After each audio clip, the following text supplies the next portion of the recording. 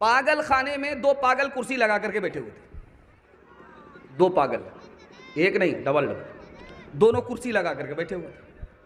तो एक पागल बोला, मौलाना हम पागल नहीं है, ये लोग जबरदस्ती पागल खाने में ले आए। मैं तो घर में सिर्फ इतना बोलता था कि मैं अल्लाह का नबी हूं। मौलाना को झटका लगा कि ये मामूली पागल नहीं है, बहुत भारी पागल है। दूसरा पागल जो कुर्सी लगा करके बैठा हुआ था वो बोला ना कि मौलाना इसकी बात में मत आइएगा, ये झूठ बोल रहा है, मैं अल्लाह हूं, मैंने इसको नबी बनाया है। समझ में आया कि एक नहीं है, डबल डबल है। जो हाल ऐन का है वही हाल गैन का, सिर्फ नुक्ते का फर्क है। पादरी बोला मौलवी से कि तुम्हारे नबी आसमान को चीर करके अंदर गए, मेराज पर गए, खुदा के पास गए, आसमान के अंदर से गए, जब आसमान में दरवाज़ा नहीं तो दाखिल कैसे हुए? कितना खतरनाक सवाल है। जब आसमान में दरवाज़ा है नहीं तो नबी कैसे गए? आसमान के अंदर गए, आसमान से आसमान पर गए, जब आसमान ख़त्म हो गया तो अर्श पर गए, खुदा के पास गए। जब आसमान में दरवाज़ा नहीं तो कैसे गए? दुआ करता हूँ अल्लाह हर घर में किसी आलिम को पैदा फरमाए, हर घर में किसी होनहार आलिम को पैदा फरमाए। आलिम ने कहा कि आईना सामने होता है, चेहरा अंदर कैसे चला जाता है? लाजवाब।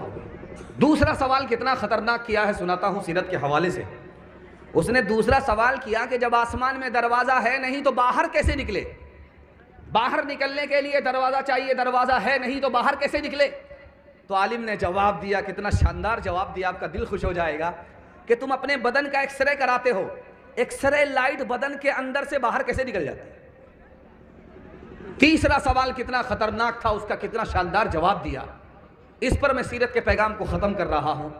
उसने कहा कि तुम्हारे नबी आसमान पर गए, आसमान से आसमान पर गए, अर्श पर गए, इतनी दूर गए, वहाँ से वापस आए, इतनी दूर से वापस आए, बिस्तर गर्म था।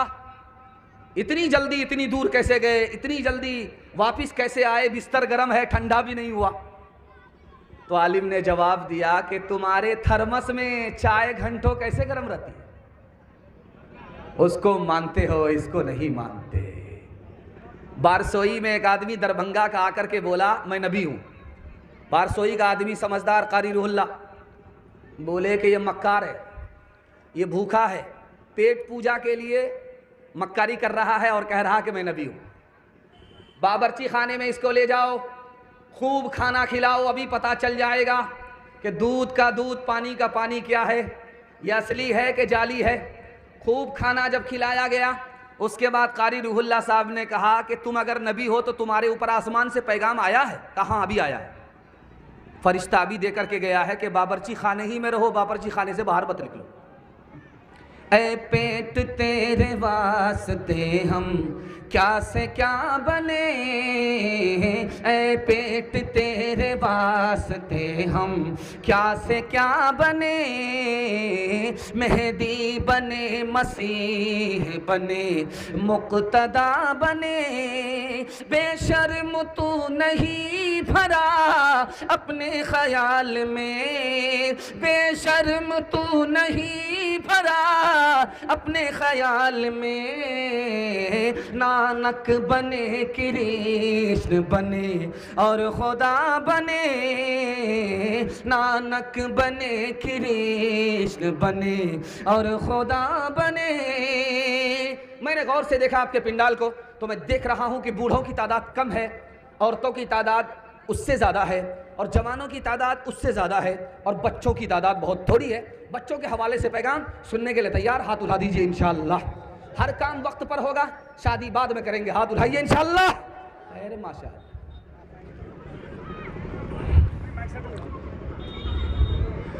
बाप खड़ा खड़ा पेशाब कर रहा था रास्ते पर। बेटा बोला अब्बा क्या कर रहे हो? कहा ये तरक्की है, तरक्की है। खड़ा खड़ा पेशाब कर रहा है, ये तरक्की है, मुझसे बढ़ करके तरक्की दिखाओ, करके दिखाओ। बेटा बांस लगा करके छत पर चढ़ गया, वहां से पेशाब कर रहा है। बाप बोला कि ये क्या है? ये बदतमीजी का। ये बदतमीजी नहीं है, आपसे बढ़ करके मैंने तरक्की हासिल की है। मौलाना महमूद बदरी साहब दामत बरकातुहुम, दुआ कीजिए पूरी मिल्लत पर उनका साया अल्लाह तादीर कायम फरमाए। वो कहते हैं कि बेंगलोर में एक स्कूल है, उसका नाम है मिशन स्कूल। मिशन स्कूल में मुसलमान बच्चे भी पढ़ते हैं, गैर मुस्लिम के बच्चे भी पढ़ते हैं, सब बच्चे पढ़ते हैं उसमें भी स्कूल में। तो मुसलमान बच्चे एक जगह बैठे हुए, एक बच्चा बोला, कितना प्यारा जुमला बोला, आपका दिल खुश हो जाएगा। वो बच्चा बोला उसकी स्कूल में, मिशन स्कूल में बेंगलोर में, मुसलमान बच्चा स्कूल में बैठा, क्या बोला कि सब कुछ करने वाला एक अल्लाह है। क्या जुमला बोला, सुभान अल्लाह, दिल खुश हो जाएगा आपका। लेकिन दूसरा बच्चा मुसलमान का सुन करके क्या जवाब दिया, पैर के नीचे से ज़मीन निकल जाएगी, कलेजा मुंह को आ जाएगा।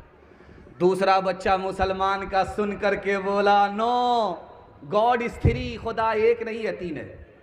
इस घर को आग लग गई घर के चिराग से। मैं हाथ जोड़ करके आपसे एक बात कहता हूँ, स्कूल में पढ़ाइए, शौक से पढ़ाइए, बारसोई में पढ़ाइए, किशनगंज में पढ़ाइए, कलकत्ता में पढ़ाइए, जहाँ भी पढ़ाना है पढ़ाइए, लेकिन स्कूल से पहले अपने बच्चे को मकतब मदरसे की तालीम दीजिए। अगर आपने स्कूल के हवाले कर दिया तो बच्चा आपका इंसान रहेगा, मुसलमान नहीं रहेगा।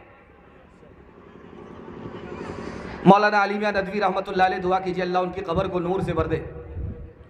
उन्होंने कहा कि अगर तुम बारसोई में रहते हो, काशीपाड़ा में रहते हो, बारसोई में रहते हो, और तुमको यकीन है कि मेरे मरने के बाद मेरा बच्चा मुसलमान नहीं रहेगा, काफिर हो जाएगा, मेरे मरने के बाद मेरा बच्चा मुसलमान नहीं रहेगा, काफिर हो जाएगा, मैं जब तक जिंदा हूं मेरा बच्चा मुसलमान है, जैसे ही मैं मरा मेरा बच्चा मुसलमान नहीं रहेगा, तो लिखा कि तुमको बारसोई छोड़ना पड़ेगा।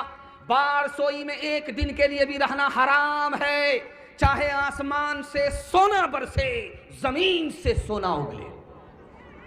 जब ईमान ही नहीं बचेगा तो क्या बचेगा, कुछ भी नहीं बचेगा।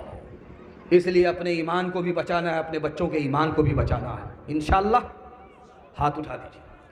डॉक्टर का फीस नगद, मदरसे का चंदा उधार, हाथ उठा दीजिए। इंशाअल्लाह मैं फांसी चढ़ाऊंगा। दो चार आदमी को मैंने देख लिया है, वो कन्या के भी मामू है, दुल्हा के भी मामू। ये बगल में बारसोई रेलवे स्टेशन है। बाप अपने बेटे को लेकर के गया रेलवे स्टेशन, बेटा जा रहा है बैरिस्टर बनने के लिए लंदन।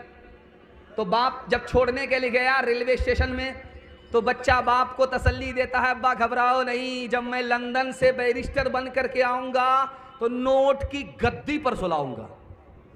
बाप बड़ा खुश हुआ। जब 6 साल के बाद वहाँ से वापस आ रहा तो बाप को खबर किया, अब्बा मैं बैरिस्टर बन करके लंदन से आ रहा हूँ, बारसोई आ रहा हूँ।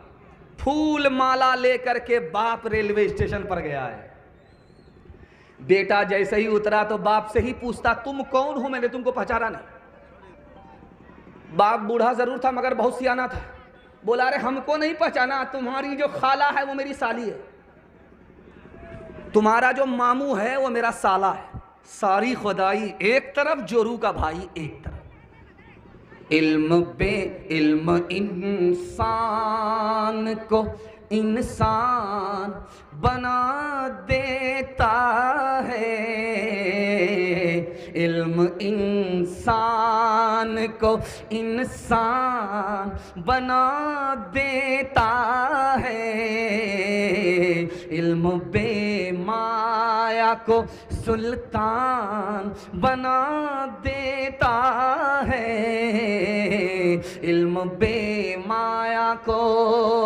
इल्म अल्लाह जिसे दे उसे तौफीक भी दे, इल्म अल्लाह जिसे दे उसे तौफीक भी दे, वरना ये वो है कि शैतान बना देता है, वरना ये वो है कि।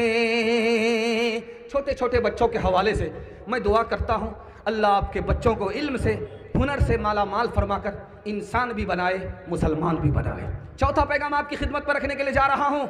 हाथ उठाइए, वादा कीजिए, बेदारी का सबूत दीजिए। बेटी में देंगे, बेटा में लेंगे, हाथ उठा दीजिए इंशाअल्लाह। खैर माशाअल्लाह। चचा मैं आपको कुछ नहीं कहूँगा, जैसे मेरे चचा हैं वैसे आप हैं, मैं आपको कुछ नहीं कहूँगा, लेकिन मैंने आपकी बेदारी को टटोल लिया कि आप हैं कहाँ। चौथा पैगाम आपकी खिदमत पे हलाल और हराम के हवाले से रखता हूँ। अभी गैस सिलेंडर मिल नहीं रहा है, मिलता है तो बहुत पैसे से मिलता है। पहले बड़ा आसान काम था औरतों के लिए, झट से ऑन किया, झट से ऑफ किया, खाना बन गया। 1 घंटे का खाना आधा घंटे में बन गया। उसके बाद मोबाइल लेकर के तकिया पर सर है, फ्री है। बहुत आसान काम था। अभी औरतों का इतना बुरा हाल है कि आधा घंटा का खाना 2.5 घंटे में पक रहा है। लकड़ी में पकाना पड़ता है। पसीना जब छूटता है, जब आंख से नाक से धुआं निकलता है, अल्लाहू अकबर, वो गुस्सा रात में शौहर के ऊपर उतारती है। सिलेंडर का मामला हो गया है, अभी गैस मिल नहीं रही है। एक आदमी बोला, परेशान होकर के अपनी बीवी से कहा कि तुम परेशान मत हो, 1 महीने की लकड़ी अभी काट करके जंगल से ला करके देता।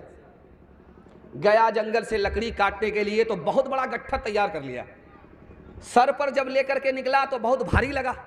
इतना भारी लगा कि बस्ती पहुंचने में उसको 1 घंटा लग गया। तो खफा होकर के खिसिया करके गट्ठर को फेंका जमीन पर और कहता है, मलकुल मौत तू कहाँ है, जल्दी से आ और इस मुसीबत से हमको नजात दे दे। बगल का एक आदमी सुन रहा था, सामने आकर के बोला, अस्सलाम वालेकुम। बोला, आप कौन है? कहा, मलकुल मौत है। कहा, आपको किसने बुलाया? कहा, तुम्ही ने तो बुलाया है पुकार करके। कहा कि देखिए मलकुल मौत साहब, हम अपनी ज़िंदगी को खात्मे के लिए आपको नहीं बुलाए। ये लकड़ी का गट्ठर, इसको उठा दीजिए सर पर लेकर के, हमको जल्दी से जाना है, अभी घर में खाना पाना नहीं पका। अभी आप देखिएगा, ये बोतल है, स्टेज पर रखी रहती है। ये इसमें पानी होता है। ये पानी है, हलाल है, ये स्टेज में रखा रहता है। इसको कैसे पीता है मुसलमान? ढक्कन खोला, बिस्मिल्लाह बोला। अभी पिया नहीं है, ढक्कन ही सिर्फ खुला है, बिस्मिल्लाह बोला। ये एक सुन्नत अदा हुई। और उसके बाद हलक के नीचे पानी उतारता है, प्यास बुझ जाती है, उसके बाद दूसरा जुमला बोलता है, अल्हम्दुलिल्लाह। ये दूसरी सुन्नत है। तो प्यास भी बुझ गई, सवाब भी मिल गया, सुभान अल्लाह। अब ढक्कन खोला, बिस्मिल्लाह बोला, अभी पानी हलक के नीचे नहीं उतरा। जैसे ही उतरा, प्यास बुझी, अल्हम्दुलिल्लाह बोला। 2 सुन्नत अदा हुई। नबी की अदा को मुसलमान जिंदा करता है। अल्लाह ने दुनिया में प्यास भी बुझा दी, आखिरत में नेकी जमा कर लिया। फर्ज कीजिए कि ये पानी की बोतल नहीं है, शराब की बोतल है। शराब की बोतल है, ये पानी की बोतल नहीं है, शराब की बोतल है, मुसलमान के हाथ में है। और उसी स्टाइल से, जिस स्टाइल से वो पानी पी रहा है, उसी स्टाइल से दारू पी रहा है। ढक्कन अभी खोला है, दारू हलक के नीचे गई नहीं, सिर्फ बिस्मिल्लाह पढ़ा है।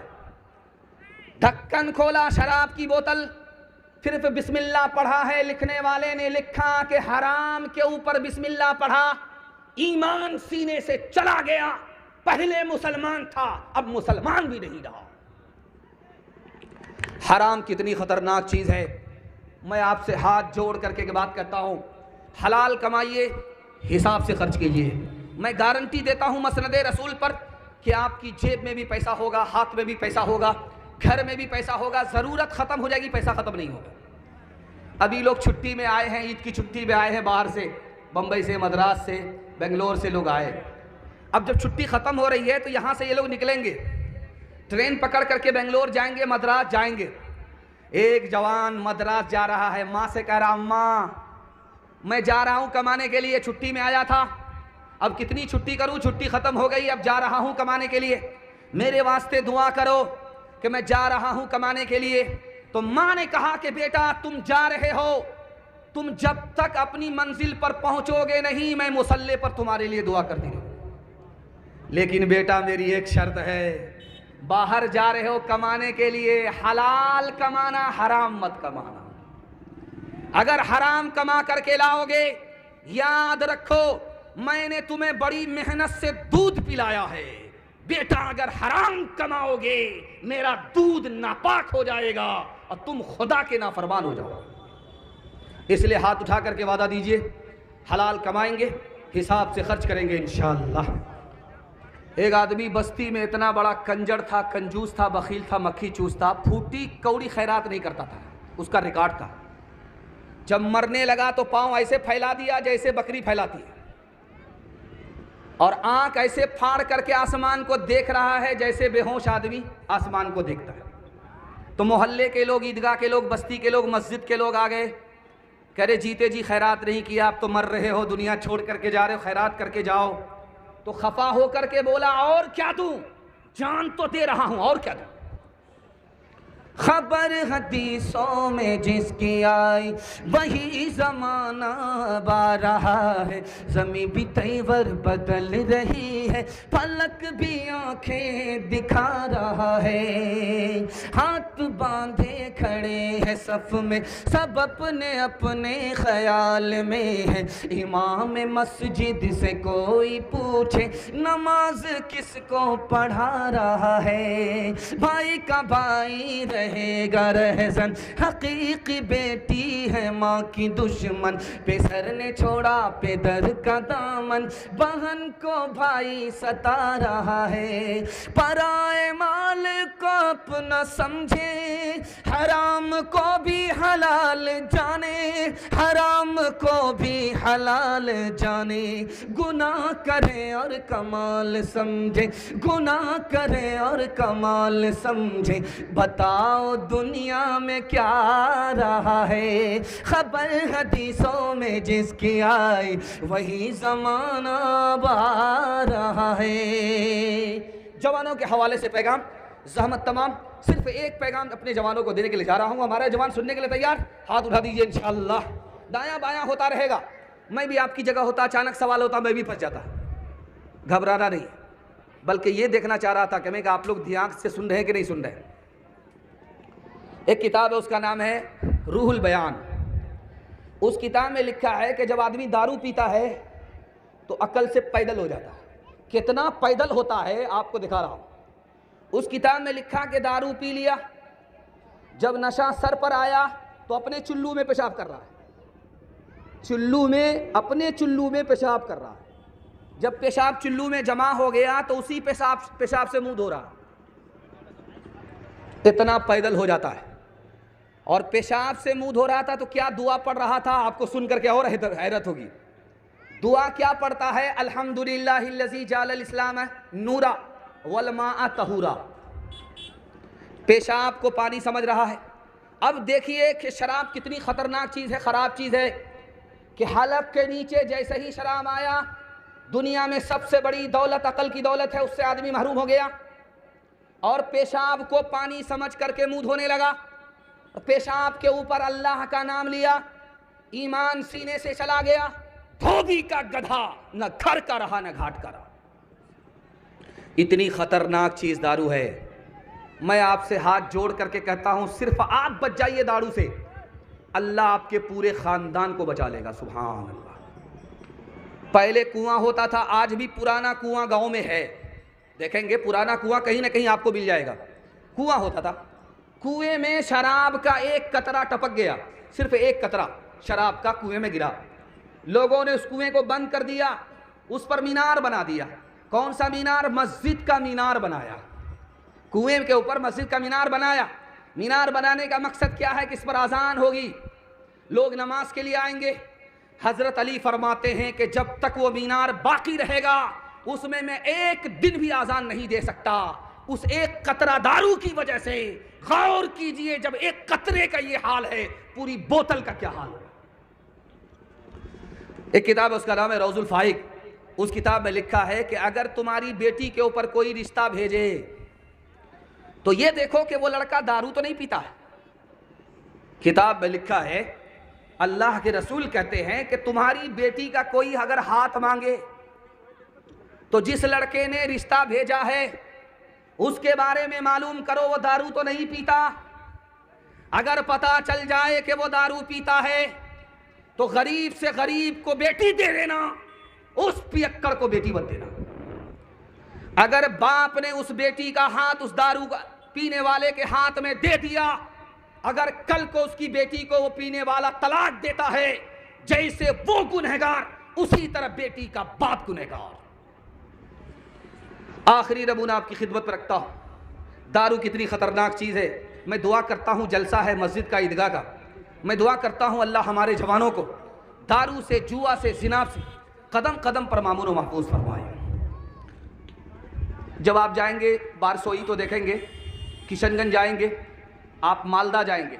बारसोई तो खैर बिहार में है, बिहार में दारू की दुकान खुली नहीं रहती है, लाइसेंस उस पर मिलता नहीं है। लेकिन आप जब मालदा जाइएगा तो रोड साइड में देखिएगा कि दूध की दुकान में कोई भीड़ नहीं, दारू की दुकान में चूटी की तरह आदमी लाइन से लगा हुआ है।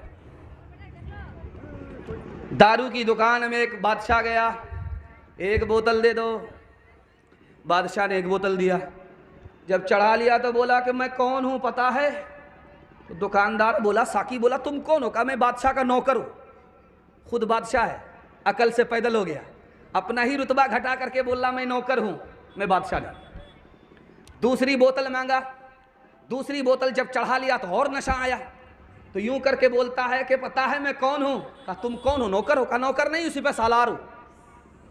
तीसरी बोतल मांगा, तीसरी बोतल जब चढ़ा लिया तो बोला मैं कौन हूं? कहा तुम कौन हो? सिपह सालार हो? कहा सिपह सालार नहीं हूं, मैं बादशाह। दुकानदार ताला चाबी लगाया और घर जाने लगा, अब कोई बोतल नहीं मिलेगी। बोला अल्लाह का बंदा दुगना पैसा दूंगा और बोतल दो। कहा कि 3 बोतल पी करके तो कह रहे हो मैं बादशाह हूं, चौथी बोतल पी करके कहीं ये ना कह दो कि मैं ही खुदा हूं। ना बाबा ना बाबा, सबको शराब मिलेगी, देखो तुमको नहीं।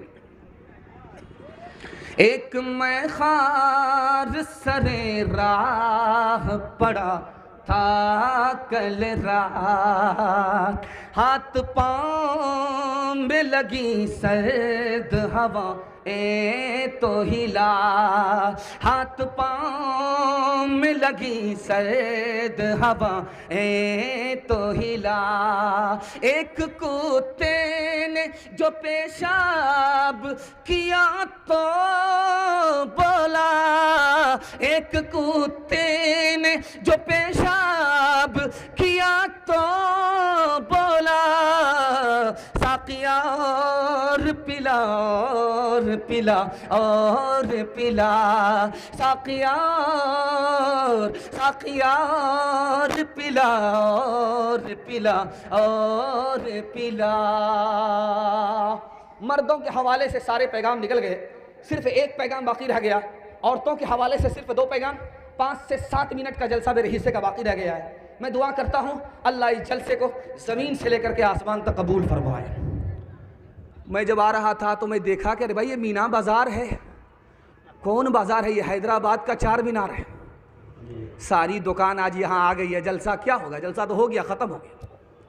लेकिन अल्लाह का शुक्र है, जो जलसा सुनने वाले हैं वो जलसा में बैठे हुए हैं, और जो जलसा देखने वाले हैं वो आइसक्रीम खा रहे हैं, गोलगप्पा खा करके बंगाली भाई किसका खाया पिया घस का निकल जाएंगे। लेकिन दोनों का फ़र्क आपको बता रहा हूँ। जो लोग जलसा सुन रहे हैं, आज की रात उनके लिए इबादत में लिखी जा रही है। सुभान अल्लाह। और जो ये मेले में घूम रहे हैं, उनके लिए आज की रात तमाशा बन गई। न उनको दीन मिला, न उनको दुनिया मिली। धोबी के गधे से भी बदतर, न घर के न घाट के। मैं मुबारकबादी देता हूँ और दुआ करता हूँ अल्लाह आपके घर में इत्तिहाद और इत्तिफाक की हवा चला दे। सुनने के लिए तैयार? एक बार हाथ उठाइए। इंशाअल्लाह हर झगड़े को घर में ख़त्म करेंगे, अदालत में लेकर के नहीं जाएंगे। हाथ उठाइए इंशाअल्लाह। दामाद बेटी का झगड़ा होगा, दामाद सीधा जेल। हाथ उठा दीजिए इंशाअल्लाह।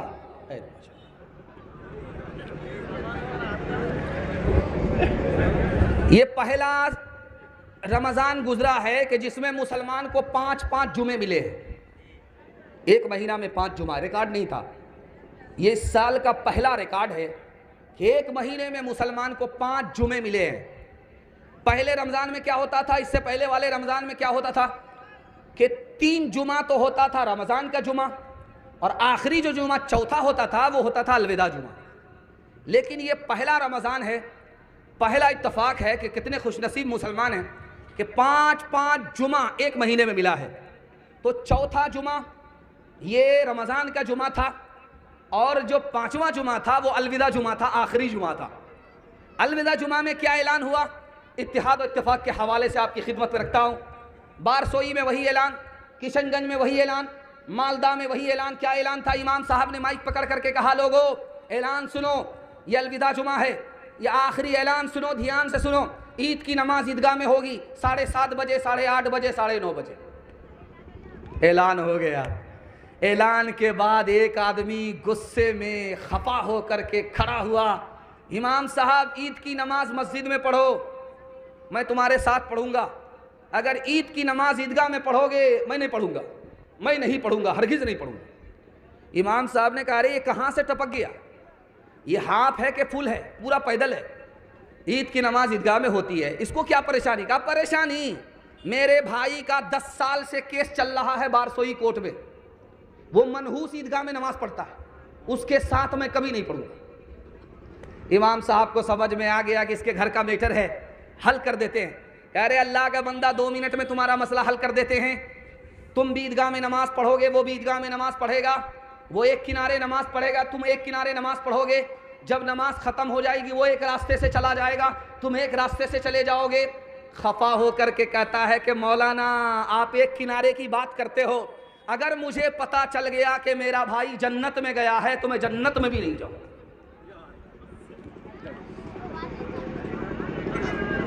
ईदगाह में क्या हुआ, जब नमाज खत्म हुई तो क्या हुआ उसको दिखाने के लिए जा रहा हूं, ध्यान से सुनिएगा। ईदगाह में जब नमाज खत्म हुई तो सीना से लोग सीना मिलाने लगे, और एक बार नहीं 3-3 बार। ऐसा लग रहा था कि पत्थर पत्थर से टकरा रहा, और उसके बाद गले से गले मिलने लगे और छोड़ने का नाम ही नहीं ले रहे। अब वो बेचारा इतना घबरा गया कि लगता कि इसको फांसी के फंदे पर चढ़ा दिया गया है। मुझे इस पर बहस नहीं करनी है कि सीने से सीना मिलना सुन्नत है कि बिदअत है, गले से गले मिलना ईदगाह की नमाज के बाद ईदगाह में सुन्नत है कि बिदअत है। मुझे इस पर बहस नहीं करनी, बहस इस पर करनी है कि इसका फायदा है कि नुकसान है, इसको बताना। जरा ध्यान से सुनिएगा। सीने से सीना लगे ईदगाह में, गले से गले मिले ईदगाह में, लेकिन सीने में कीना है, हसद है, दुश्मनी है। 1 लाख मर्तबा सीने से सीना मिलाओ, गले से गले मिलो, कोई फायदा होने वाला नहीं। बस्ती में पहले कुआं होता था, कुएं में कुत्ता गिर गया, मर गया, तो बस्ती के लोग आए मसला पूछने के लिए, मौलाना क्या करें, कुत्ता मर गया है क्या करें? अरे मसला आसान है, पूरा पानी निकाल दो, कुआं पाक हो जाए। कुएं से पानी निकाल दिया, उसके बाद गिलास में पानी लेकर के आए चेक कराने के लिए, अब देख करके बताइए कि कुआं का पानी पाक हुआ कि नहीं। तो जब चेक किया मौलाना ने तो देखा कि बाल नजर आ रहा है। करे बाल किसका? कहा कुत्ते का बाल है। कहा कुत्ता नहीं निकाले हो? कहा कहाँ निकाले, आप बोले थोड़ो थे। अरे बेवकूफ आदमी, जब कुत्ता नहीं निकालोगे तो 1 लाख बार भी पानी निकालोगे, पानी पाक नहीं होगा। जब तक सीने से कीना नहीं निकलेगा, हसद नहीं निकलेगा, 1 मर्तबा 1 लाख मर्तबा सीने से सीना मिलाओ, कोई फायदा होने वाला नहीं। हाथ उठाइए, वादा कीजिए सीने से कीने को पाक करेंगे इंशाअल्लाह। मोहब्बत से जिएंगे, मोहब्बत से मरेंगे। हाथ उठाइए इंशाअल्लाह। दूसरा हाथ पकड़ेगा, हम टांग खींचेंगे। हाथ उठाइए इंशाअल्लाह। मुसलमान मुसलमान वो मुसलमान थे जो मैदान में निकल आए, तो किसरा और उसके साथ कैसर को कुचल आए। जहाँ पहुँचे ज़मीं को आसमां से कर दिया ऊँचा, जहाँ ठहरे दरो दीवार का नक्शा बदल आए। समंदर में भी उनकी दौड़ की राहें निकल आई, समंदर में भी उनकी दौड़ की राहें निकल आई। पहाड़ों में भी उनके फैज़ से चश्मे उबल आए। मुसलमानों संभल जाओ, मुसीबत आने वाली है। तेरी बर्बादियों के मशवरे हैं आसमानों में, न समझोगे तो मिट जाओगे हिंदुस्तान वालों। तुम्हारी दास्तां तक भी न होगी दास्तानों में। दिल खुश हो गया, आपने इतना अच्छा सुन करके दिखाया कि मुझे महसूस हुआ कि मैं पहली मर्तबा बारसोई में आया हूँ। अल्लाह से दुआ करता हूँ अल्लाह आपको इत्तिहाद और इत्तिफाक की दौलत से मालामाल फरमाए। आप आंख फाड़ फाड़ करके हमको ऐसे देख रहे हैं कि मुझे डर लगता कहीं आपकी नज़र न लग जाए, लेकिन मैं भी चालाक आदमी हूँ, दम करके बैठा हूँ। लगाइए कितनी नज़र आप लगाते हैं। मर्दों के हवाले से सारे पैगाम निकल गए, औरतों के हवाले से सिर्फ 2 पैगाम बाकी रह गए। आप लोग सुनने के लिए तैयार? हाथ उठा दीजिए इंशाअल्लाह। बेटा होगा झूले पर, बेटी होगी चूल्हे पर। हाथ उठा दीजिए इंशाअल्लाह। खैर माशाअल्लाह। आप सोच रहे हैं कि हमारा पीछा छोड़ दिया है। मैं जब तक कुर्सी नहीं छोड़ूंगा आपका पीछा छोड़ने वाला नहीं। हारून रशीद के दरबार में 2 लड़की आई। एक लड़की रंग की काली है, दूसरी लड़की रंग की गोरी है। इधर काली लड़की है, इधर गोरी लड़की है। गोरी लड़की ने बादशाह से कहा, बादशाह सलामत, मैं खूबसूरत हूँ, गोरी हूँ, मुझको नौकरी दे दीजिए। काली ने कहा कि बादशाह सलामत, गोरे रंग पर मत जाइए, वो खूबसूरत है, मैं खूबसीरत हूँ। वो सूरत वाली है, मैं सीरत वाली, मुझको नौकरी दे दीजिए। बादशाह ने फैसला किया कि नहीं, तुम काली हो, बदसूरत हो, तुमको नौकरी नहीं मिलेगी। ये लड़की गोरी है, खूबसूरत है, इसको नौकरी मिलेगी। उस काली लड़की का जवाब सुनाता हूँ और दुआ करता हूँ अल्लाह हर घर में होनहार लड़की को पैदा फरमाए। उस काली लड़की ने कहा कि बादशाह सलामत, आप बिल्कुल गलत बोलते हो। जिस लड़की को तुम खूबसूरत कहते हो गोरे रंग की वजह से, उसकी हकीकत मैं बताती हूँ। मेरा काला रंग अगर मेरे चेहरे से निकल करके उसके चेहरे पर चला जाए तो लोग कहेंगे कि ये लड़की चमकदार है, खूबसूरत है, तिल का निशान इसके चेहरे पर है। उस लड़की की तारीफ होगी, वो लड़की चमकदार होगी। सिर्फ काला रंग मेरा थोड़ा से मेरे चेहरे से निकल करके उसके चेहरे पर गया है। और इसका मामला अगर उल्टा हो जाए, उसका गोरा रंग थोड़ा सा उसके चेहरे से निकल करके मेरे काले रंग पर आ जाए तो लोग कहेंगे ये लड़की ऐबदार है, ये लड़की दागदार है। ओ बादशाह, गोरे रंग पर मत जाओ, वो सूरत वाली है, मैं सीरत वाली हूं। सूरत वाली से आंख ठंडी होती है, सीरत वाली से दिल खुश होता है। अगर अल्लाह आपको बेटा दे, बेटा को पढ़ाइए। अगर लड़की आपको बेटी दे तो बेटी को पढ़ाइए। अगर लड़का लड़की दोनों मिले तो क्या कीजिएगा? इस नमूने की हिफाजत करके आप जाइए। अगर लड़का लड़की दोनों अल्लाह दे तो लड़की को ज्यादा पढ़ाइए, बेटा से ज्यादा बेटी को पढ़ाइए। छोड़ दीजिए, पंखा छोड़ दीजिए, वो फिर भी बहता रहेगा। आप उसकी फिक्र मत कीजिए। जितना पसीना बहेगा उतना फायदा होगा, सवाब मिलेगा। अगर आपको लड़का लड़की दोनों मिले तो क्या करना है? लड़की को ज्यादा पढ़ाइए, लड़के को कम। अभी राजस्थान में रिजल्ट आया तो पूरे राजस्थान में रिजल्ट में जिसने टॉप किया है वो लड़का नहीं है, लड़की है। लड़का तो मोबाइल चलाने में टाइम पास करता है, क्रिकेट खेलने में टाइम पास करता है, बाप को बेवकूफ़ बनाता है कि मैं पढ़ रहा हूं। लेकिन लड़की जिम्मेदारी से पढ़ती है। उसको एहसास होता है कि मेरा बाप किस तरह बनिहारी करके, मेहनत मजदूरी करके, खून पसीना एक करके मुझको पढ़ा रहा है। इसलिए बेटे से ज़्यादा बेटी को पढ़ाइए। क्यों? बेटी 4 मंजिल में पहुंचती है। पहली मंजिल में वो बेटी है, दूसरी मंजिल में वो बीवी है, तीसरी मंजिल में वो माँ है, चौथी मंजिल में वो सास है। जब आप बेटे से ज़्यादा बेटी को पढ़ाएंगे, 1 नंबर बेटी आगे चलकर 1 नंबर बीवी बनेगी, 1 नंबर बेटी आगे चलकर 1 नंबर माँ बनेगी, 1 नंबर बेटी आगे चलकर 1 नंबर सास बनेगी। मर्द पढ़ता है, तन्हा मर्द पढ़ता है, औरत पढ़ती है, सारा खानदान पढ़ता है। दोपहर में आप खाना खा लिए और फिर लेट गए, इसको क्या कहते हैं जानते हैं? कैलूला। ये सुन्नत है। एक बादशाह था तुर्की का, उसका नाम था अब्दुल हमीद। इसी पर पैगाम को ख़त्म कर रहा हूँ। दुआ करता हूँ अल्लाह आपकी बेटी को फातिमा और आयशा रज़ी अल्लाह अन्हुमा का नमूना बनाए, सूरत वाली बनाए, सीरत वाली बनाए। वो बादशाह खाना खा करके अपने घर में नहीं लेटता था, घर से मोहल्ले से बाहर निकल करके बगीचे में जाता था।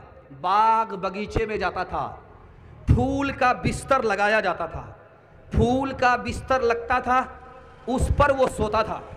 और उस फूल के बिस्तर के लगाने वाली लड़की का नाम जानते क्या था? नौकरानी का नाम जीनत। दुआ करता हूँ ऐसी होनहार लड़की को अल्लाह हर घर में पैदा फरमाए। फूल का बिस्तर लगाती है नौकरानी। बादशाह भी आया नहीं है, देर है आने में।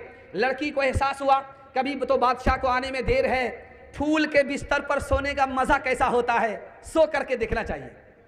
लड़की जैसे सोई आंख लग गई। बादशाह जब आया तो देखा कि वाह रे नौकरानी, मेरे बिस्तर पर। गुस्सा आया, कोड़ा निकाला, बरसाना शुरू किया। लड़की रो भी रही है, लड़की हंस भी रही है। बादशाह को बड़ी हैरत हुई कि लड़की को रोता देख करके तो ताज्जुब नहीं, क्योंकि इसको मार पड़ी है, चोट लगी इसलिए रोती है, लेकिन हंसती क्यों है? तो उस लड़की से बादशाह ने कहा, ओ बदतमीज, बदतमीजी करके मार खाने पर हंसती हो, क्या मतलब? कहा, हुजूर हंसने की वजह एक ही है, मैं तो थोड़ी देर इस बिस्तर पर सोई, आपने इतने कोड़े बरसा दिए। मैं इस बात पर हंस रही हूं कि तुमने इस बिस्तर पर बचपन से 55 कर दिया। खुदा रसूल से कोई मतलब नहीं, खुदा तुम्हें कितने कोड़े मारेगा। इस नसीहत का ऐसा असर हुआ, जो बादशाह एक नंबर का दुनियादार था, उस होनहार लड़की की नसीहत पर एक नंबर का वली हो गया, दीनदार हो गया। ये दुर्रे खा के तुम क्यों हंस रही हो, मुझको बतलाओ, लगी कहने मैं क्यों हंसती, बतलाती हूँ लो आओ। मैं इस बिस्तर पे क्या लेटी कि मेरी जान पे बन आई, सजा थोड़े ही सोने की मैंने इस कदर पाई। बरोज़े हश्र जिस दम हाज़िरी पे शे खुदा होगी, जो इस पे उम्र भर सोया उसे कितनी सजा होगी, जो इस पे उम्र भर सोया उसे कितनी सजा होगी। आखिरी पैगाम औरतों के पर्दे के हवाले से आप लोग सुनने के लिए तैयार? हाथ उठाइए इंशाअल्लाह। बहन से ज्यादा साली पर मेहरबान, हाथ उठाइए इंशाअल्लाह। खैर माशा। मैंने 2-4 आदमी को देखा है, जाते वक्त में जहर की गोली खिला करके जाओ।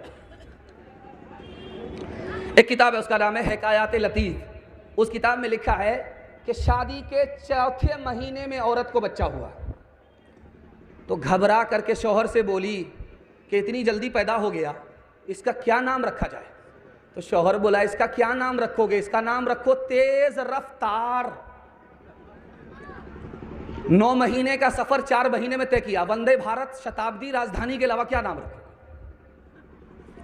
अल्लाह के रसूल की खिदमत में एक खातून आएगा, या रसूल अल्लाह मुझे एक बीमारी है, जब वो बीमारी लगती है तो मैं बेहोश हो जाती हूँ, और जब मैं बेहोश होती हूँ तो मेरे बदन का कपड़ा बदन पर नहीं रहता, या रसूल अल्लाह मैं बेपर्दा हो जाती हूँ, आप मेरी बीमारी के वास्ते दुआ करो।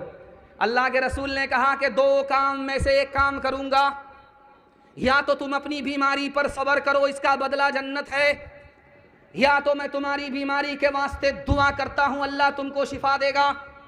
उस औरत का जवाब सुनिए, आपका दिल खुश हो जाएगा। कबूलियत की घड़ी है, ईदगाह का जलसा है, मैं दुआ करता हूँ अपनी माँ बहनों के वास्ते, अल्लाह पर्दे के जरिए इनकी आबरू और ईमान की कदम कदम पर हिफाजत फरमाए।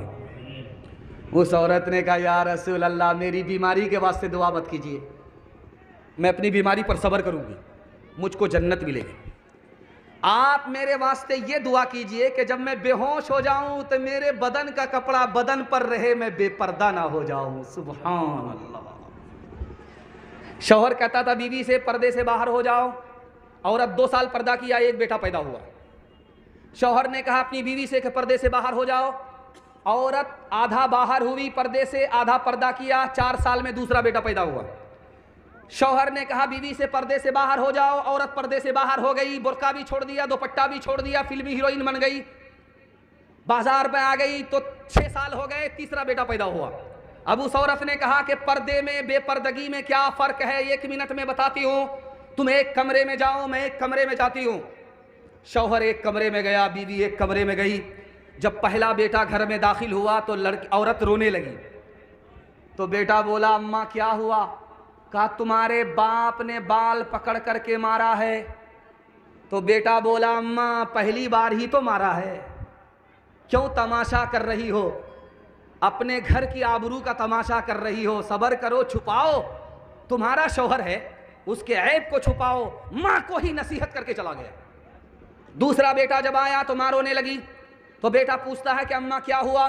कहा तुम्हारे बाप ने बाल पकड़ करके मारा। अब बेटा सुन करके बाप के पास आया, 100 गाली एक सांस में देकर के चला गया। ये दूसरा बेटा है। अब तीसरा बेटा जब आया, माँ ने फिर रोना शुरू किया, तो माँ से बेटा कहता अम्मा क्या हुआ? का क्या हुआ? तुम्हारे बाप ने बाल खींच खींच करके मुझको मारा है। अब क्या था? लाठी लिया, 100 लाठी बाप को मारा, 100 गाली बाप को दिया और 9-11 हो गया। अब वो औरत अपने शौहर के पास आकर के बोलती है, पर्दा में और बेपर्दा में क्या फर्क है? पहला बेटा जो पैदा हुआ था वो पर्दे की हालत में पैदा हुआ था। देखो वो तुम्हारे पर्दे का लिहाज किया, तुमको कुछ नहीं कहा, मुझको ही उल्टे नसीहत करके चला गया। और दूसरा बेटा आधे पर्दे में पैदा हुआ, तुम्हारी आधी लाज रखी, तुमको मारा नहीं मगर गाली दे करके गया। और तीसरा बेटा मुकम्मल बेपर्दगी में पैदा हुआ, देखो उस बेपर्दगी का अंजाम, उसने तुम्हें मारा भी, गाली भी दिया, तुम्हारी हर कसर पूरी कर दिया, तुम्हारी आबरू का जनाजा उठा दिया। वो हया की, वो हया की, वो हया की, वो हया की, वो हया की खूबसूरत एक परी है फातिमा। इसलिए तो शब को दफना ही गई है फातिमा। मोमिनों से हक ताला हश्र में फरमाएगा, मोमिनों से हक ताला हश्र में फरमाएगा। अपनी नजरों को झुका लो, अपनी नजरों को झुका लो, आ रही है फातिमा। पैगाम खत्म हो गया। और जब तक सोहराब भाई आ नहीं जाते हैं, मैं चाहता हूं कि जन्नत का टिकट आपको जलसा ही में मिल जाए। लेने के लिए तैयार हैं? हाथ उठा दीजिए इंशाअल्लाह। बीवी से पूछ करके माँ बाप को खर्चा देंगे, हाथ उठाइए इंशाअल्लाह।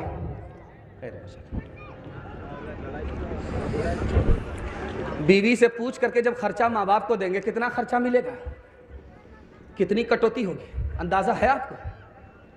ईद के दिन बहुत अच्छा खाना मिलता है, बहुत अच्छा खाना पकता है, और जो खाना ईद के दिन पकता है वो साल भर में कभी नहीं पकता है। इतना अच्छा खाना ईद में ही मिलता है खाने को। आदमी नमाज पढ़ने के लिए चला जाता है लेकिन ध्यान खाने पर रहता है। सर नमाज से तो फारिग होने दीजिए, उसके बाद देखते हैं।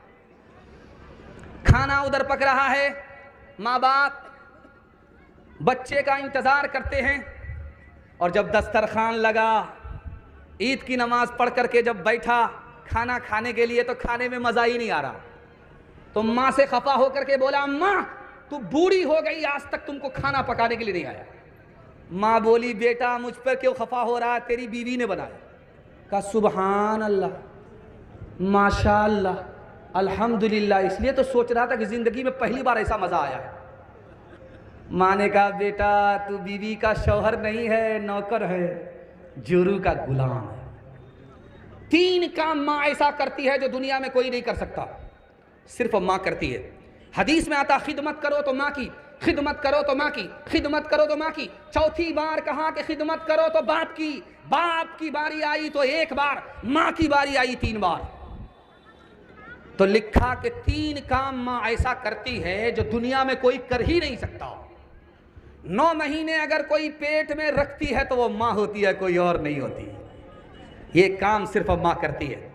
दूसरा काम, जिस वक्त 9 महीने के बाद दर्द उखड़ता है, इतना खतरनाक दर्द होता है, 900 तलवार अगर किसी जिंदा आदमी पर पड़े, इसके बाद भी वो जिंदा रहे, इससे भी ज्यादा दर्द अगर कोई पैदाइश के वक्त में उठाती है, वो सिर्फ और सिर्फ माँ होती है, कोई और नहीं होता। और तीसरा काम जो माँ करती है वो कोई और नहीं करता। जानते हैं, 2 साल तक खूने जिगर को निचोड़ करके दूध की शक्ल में अपने बच्चे को पिलाती है। ये काम सिर्फ और सिर्फ माँ करती है। इसलिए हदीस में आया, खिदमत करो तो माँ की, खिदमत करो तो माँ की, खिदमत करो तो माँ की। बेटा जा रहा था कमाने के लिए, बाप को कुछ पैसा दे करके गया। कहा अब्बा मैं जब वापिस आऊंगा तो पैसा वापिस ले लूंगा, ध्यान से रखिएगा। जब वापिस आया तो बाप से कहता है अब्बा पैसा निकालो। बाप ने कहा बेटा मैं बीमार पड़ गया था, बीमारी में पैसा खत्म हो गया। कहा अब्बा भलाई इसी है कि सीधी उंगली से पैसा निकाल दो, वरना उंगली टेढ़ी करके मैं निकालना जानता हूं। पैसा भलाई इसी में है कि निकाल दो, वरना मैं रसूलुल्लाह की खिदमत में जाकर के तुम्हारी शिकायत करूंगा। जब बाप ने पैसे नहीं दिए तो बाप की शिकायत लेकर के अल्लाह के रसूल की खिदमत में गया। अल्लाह के रसूल ने कहा ओ जवान, जिस बाप ने अपनी जवानी को घुला दिया तुमको पालने में पोसने में, उसकी शिकायत लेकर के आए हो, याद रखो तुम भी अपने बाप के हो, तुम्हारा कमाया हुआ भी पैसा तुम्हारे बाप का है, तुम्हारा कुछ नहीं है।